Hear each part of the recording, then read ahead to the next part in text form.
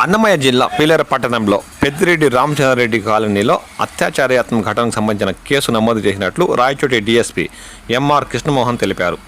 బాధితురాలి ఫిర్యాదు మేరకు నిందితుడిపై ఫోక్సో చట్టం కింద కేసు నమోదు చేసి దర్యాప్తు చేపట్టారని చెప్పారు. నిందితుడిని అంకాలమ్మ గుడి వద్ద అరెస్ట్ చేసి తిరుపతి బాల నిరసన గృహానికి తరలిస్తున్నట్లు డీఎస్పీ కృష్ణమోహన్ విలేకరుల సమావేశంలో వెల్లడించారు. పీలేరు పోలీస్ స్టేషన్లో 19వ తేదీ రాత్రి ఫోక్సో కేసు రిజిస్టర్ చేయడం జరిగింది.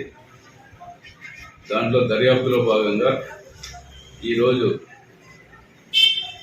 ఆ బాలుని ఎవరైతే ఈ రకంగా లైంగిక దాడికి పాల్పడినాడో పాప మీద ఆ బాలుని ఈరోజు పీలేరు మానపల్లి రోడ్లో అంకాలమ్మ దగ్గర ఈరోజు అరెస్ట్ చేయడం జరిగింది.